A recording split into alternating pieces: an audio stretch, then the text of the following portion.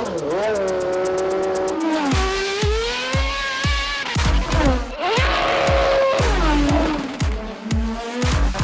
are back. This is Auto and Operator Radio, where you will hear all the latest news, race debriefs, and general discussion in and around the Verizon IndyCar Series. Hi, I'm your co-host, Andrew Miller, and it is a pleasure to be speaking with you.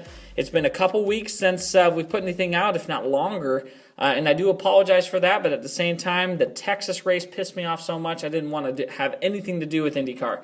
But as is the love-hate relationship that I have with motorsports continuing, I am absolutely thrilled to see the IndyCars run around the Iowa track in Newton, Iowa. It's traditionally been a good oval, and so I think it'll be some good racing. The Kohler GP was a fantastic race, really fun to watch. That circuit is classic.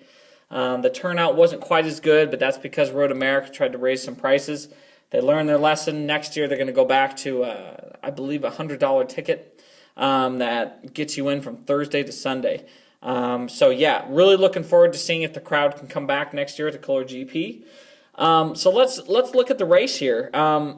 So all the headlines, all the discussions was that Scott Dixon stole the race. Well, you could say that he stole the race, but after 40 GP wins, you can't really be surprised that he's at the front. At the end of the day, every race that Dixon wins, it's because he has outwitted everyone.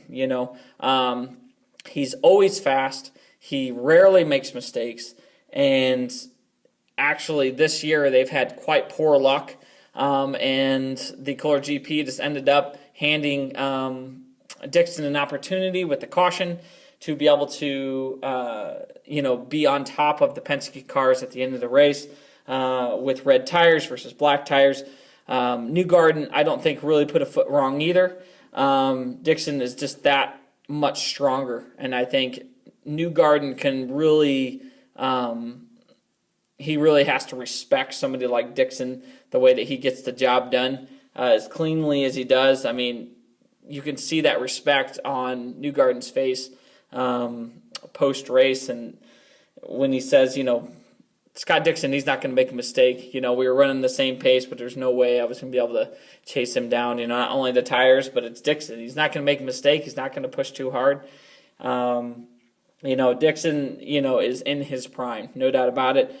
And that's exactly why Chip Ganassi Racing was pursued by Honda to get Dixon back in a Honda car. I mean, they're going to get the job done, which brings me to a rumor that was brought up on Racer.com with Marshall Pruitt and Robin Miller, and I've read this a few other places as well, that Honda apparently is on the verge of losing Andretti to Chevy. And to be honest, I'm not sure how hard Honda's going to chase Andretti, because even though they're their Indy Grand Prix or Indianapolis 500 winners the last few years, they haven't really done much else. And, with Chip Ganassi immediately fast, obviously this is some sort of disparity in the engineering department. Maybe not the driver talent department, but certainly the team's ability to get the most out of a package. Andretti has certainly failed Honda in many respects. And so to have, obviously, Andretti under Chevy power, Penske could obviously do a lot of the heavy lifting in terms of showing the way, in terms of how to get the best out of the package. And then it could be left to the drivers, to decide who's going to be on top of one another. Whether Penske's okay with having maybe a more legitimate challenge is another matter, but it does make sense for Andretti to basically kind of give up their number one status. They, some might already say they conceded their number one status already with Chip Ganassi at Honda, but I'm not sure Chip Ganassi's really helping Andretti as much as probably Andretti would ensure Penske would, should the Andretti team as a whole go to Chevy, if that makes any sense. I don't think Chip Ganassi and Andretti, in other words, are on the same page. Even though they're both running Honda, I don't think they're really sharing much data. Whereas I do believe that if Andretti went to Chevy, there's absolutely no way that Michael Andretti would not write in the contract somewhere that Penske wouldn't be helping them find their way. No doubt about it. So, it really depends on how much Andretti wants to be winning races outside of Indianapolis. How much their sponsors really care about it. Because at the end of the day, maybe they don't give a shit if the rest of the season or the championship is not really that competitive for Andretti Racing, so long as they're winning Indy. That's just kind of that's honestly the current state of IndyCar racing. But to get back to the Kohler GP, Chip Ganassi Racing was strong all throughout. As much as I hate to admit it, Charlie Kimball had a great race. I believe he ended up 6th. Max Chilton, where did he end up? Max Chilton ended up at,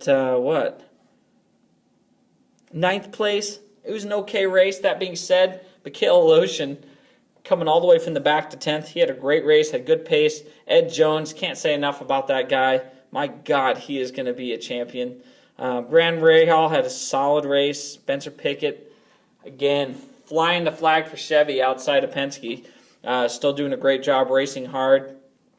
And unfortunately, Sato, he's since Indianapolis now had 2 wrecks. That's not good. Marco Andretti went backwards from the get-go. As far as the whole Tony Kanaan and Rossi incident, I think it was just a racing incident. At the end of the day, everyone was being super aggressive out there. I think even Connor Daly, was super hard on Mikhail Aleshin despite racing at the back of the pack, and virtually everyone was on each other's asses for sure. Esteban Gutierrez, I think he had a solid race as well, and I expect him to be more competitive later this season. I think he's honestly been a really good fit. Which brings me to my next topic, if you will. Esteban Gutierrez, he had a great commentary on his first test at Iowa this past week. In discussing, the precision required, the constant focus, the constant turning, and how you really got to, if you will, feel your way around the track, trusting the car a lot. These are all things we've heard before about oval racing. But in light of my tremendous disappointment in the Texas race and the subsequent frustration, it was kind of refreshing to hear someone as smart as Gutierrez and also as emotional as he is. His last season in Formula One, he was just on the radio like crazy, just screaming and just pissed off all the time because he wants to win that bad. To have such an optimistic Esteban, it's not really very likely, and so he must actually genuinely like IndyCar and like the ovals and the whole experience as a whole. I think it's, again, that raw nature of IndyCar where you're pitting man against machine, and the machine is only so sophisticated, depending more on the driver, less, if you will, on the teams and the auto manufacturers involved to come up with the goods, compared to Formula One anyways. So that was refreshing, and I think it's going to make for an interesting element to follow as the season develops, the competitiveness of Esteban, because at the end of the day, he's got a winning car. Ed Jones, you can see Ed as someone who's obviously not fully developed whatsoever as an IndyCar driver. Rookie season, and he's consistently in that top 10, threatening the top 5. He is doing great. And so you have to think that Sebastian Bourdais and the team that Dale Coyne has would be winning more races, especially as competitive as Bourdais was at the beginning of the season. So I think Esteban, I think a reasonable expectation is that he's fighting Ed Jones for positions by the end of the year. And I think it's going to be a really, really tough situation there at Dale Coyne for next season, because I think they're going to want all 3 drivers to continue. Esteban has lots of funding, so hopefully, being a Mexican driver and the popularity of open wheel racing in Mexico really will transfer, and we're going to be able to keep him in IndyCar full time. So I know it wasn't much of a debrief, but to be honest, it was a pretty straightforward race. Really aggressive racing, really entertaining, but honestly not a lot of things to analyze. And honestly, I like to keep it that way. Racing should be something that you have to completely rack your brain to understand. It's like, let's just go fast, let's race hard. It's got to be straightforward to be able to enjoy it as much as we do. And I think, again, going back to the roots of IndyCar, straight up racing, that's all we want, man. We don't need any super complex strategies or explanations as to why one aero kit might work better than another. That's why I'm really looking forward to next year. Everybody having the same car, everybody going after chasing the same exact goal, which is victory. And I think the car quality, even if it diminishes maybe the origins of the Indy 500 and the prototypes and innovation, at least it provides fantastic racing, showcases driver talent, and manufacturers are at least able to put their stamp on the performance via their engines, and everything else remains constant, especially the cost end of things, so we can potentially get more teams into the fold. I think, no doubt about it, more teams would be great, but we want these teams to be competitive, so we got to wait, be patient, and I think with this new aero kit, we're going to see some more people becoming more interested in joining IndyCar, both from the auto manufacturer end and teams like Carlin, who will essentially be able to assess their competitiveness from the get-go, and therefore, fund themselves accordingly.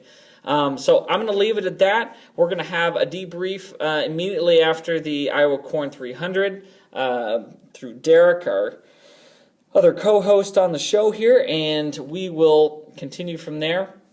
Please comment, review, let us know how you like the podcast. Peace out.